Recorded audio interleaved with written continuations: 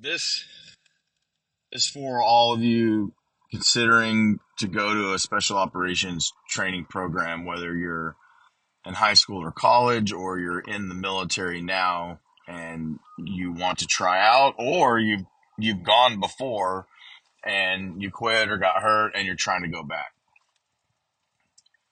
The question is, which hurts more? Suffering through the daily grind for, 6, 8 months, a year, whatever timeline your program is, or a lifetime of regret? Because in 20 years, I met, young guys all over the planet doing in the course of our job. We always work with, the conventional Navy and other services.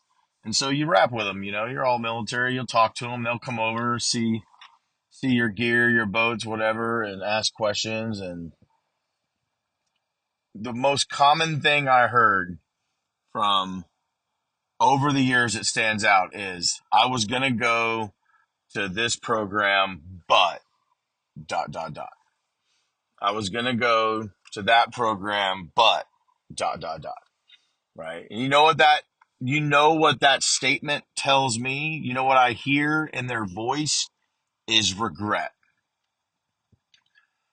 For whatever reason, they wanted to go out for the program and they let something else get in the way, or something else got in the way. Some of them were legitimate reasons,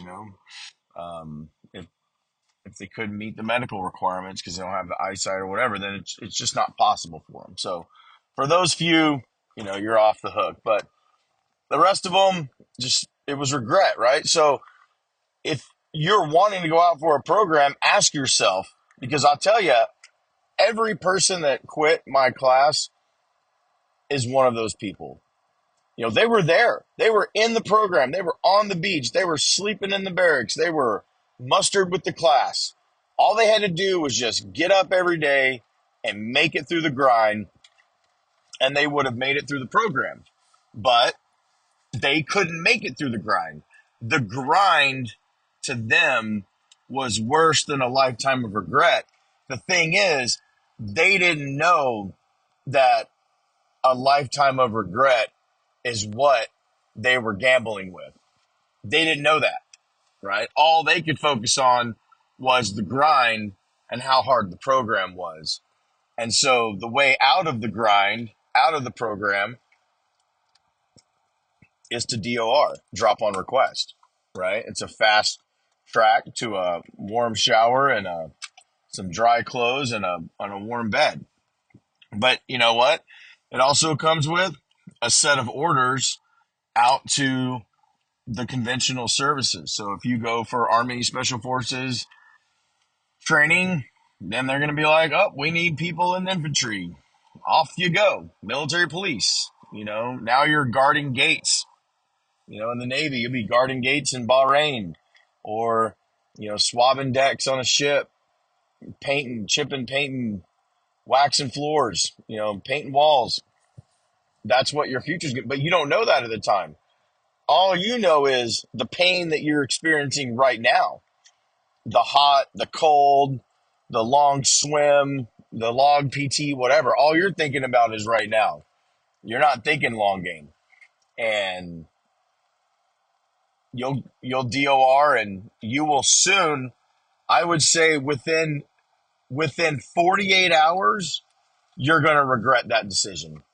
When you watch your class continue on, you think you won, I'm out, screw that instructor, screw this, whatever. And then 2 days, 3 days goes by. You're in the temporary processing unit. You're back in the regular Navy uniform. You don't get to wear the green stuff anymore, right? Like, you wear the regular Navy uniform now.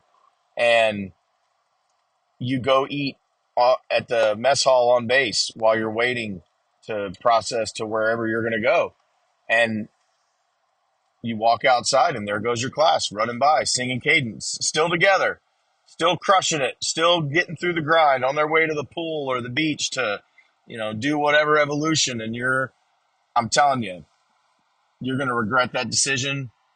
And from that moment on, you're going to be like, I just made the biggest mistake of my life. And what makes it worse is you go off to the big Navy and you'll start to work with these guys, right?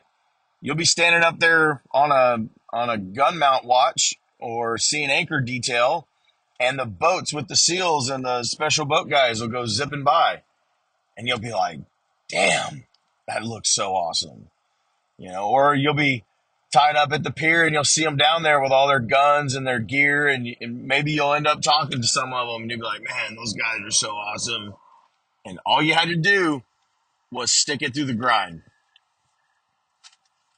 The grind is the never ending hamster wheel of getting up in the morning, feeling like you got hit by a bus.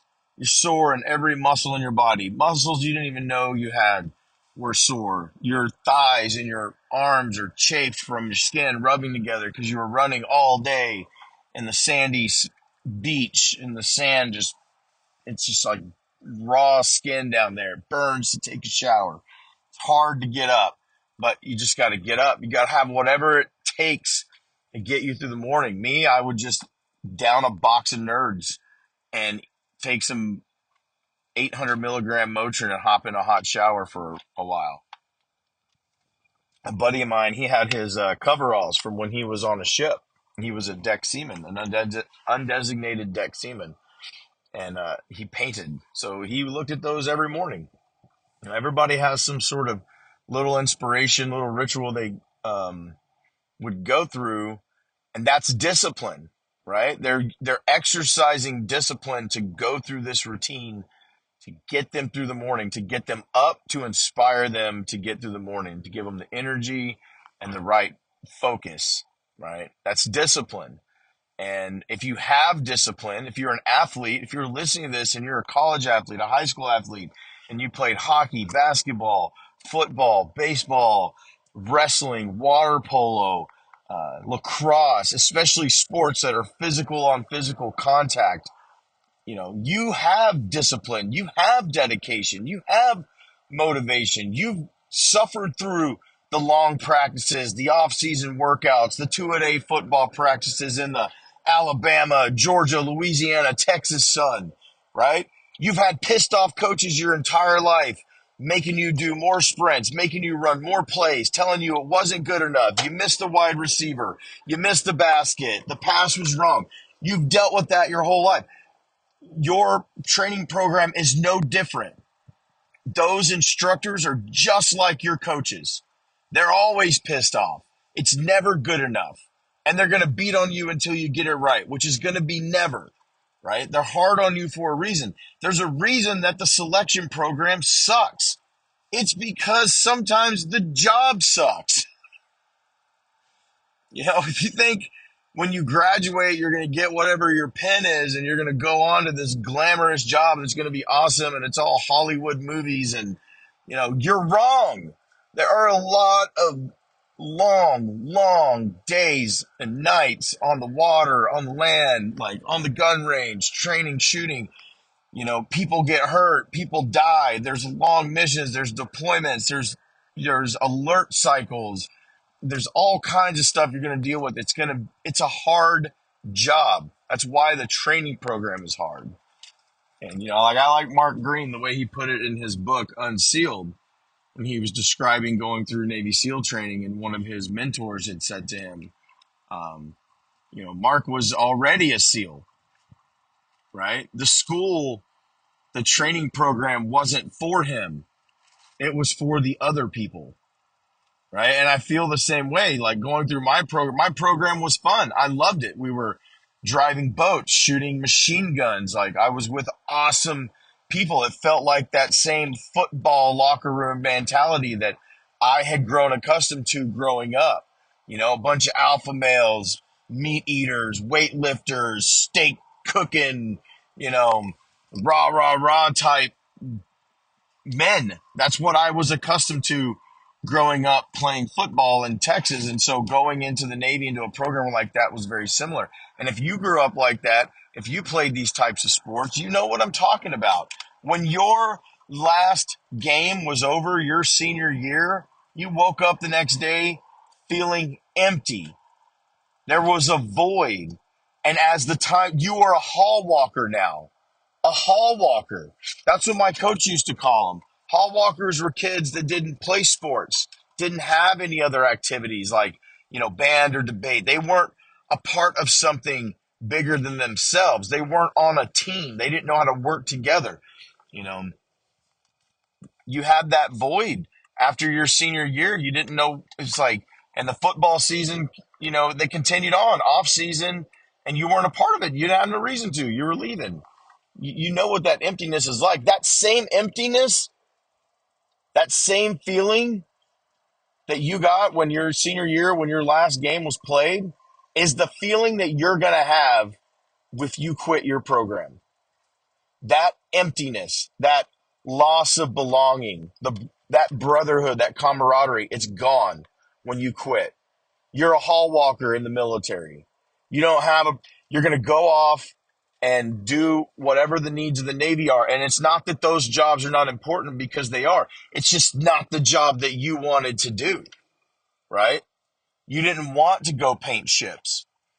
You didn't want to sit in an engineering space on a ship for 8 hours watching temperature gauges, making sure things don't overheat. You didn't want to sit in the command, control, whatever, CIC and watch a radar screen for 12 hours, right? That's not what you signed up for. You wanted to be on the field, smashing it with the band Friday night, playing football in high school, right? And then you come into the Navy, like, you want to be out there on the boats, like doing cool stuff, jumping out of airplanes and helicopters, rappelling, fast roping, shooting machine guns. Like, that's what you want to do. And I'll tell you, if you do not make it through your program, if you let the grind get to you, you will live with a lifetime of regret. So now you just got to ask yourself, that's your mental preparation in the morning, whatever it is. Write it on your mirror. Grind or regret. Which one do you want to live with? Because you can only have one. You either have the grind and you just suffered through it like you've done plenty of times in your life before, or you take the easy path and you live with regret. Which one's it going to be?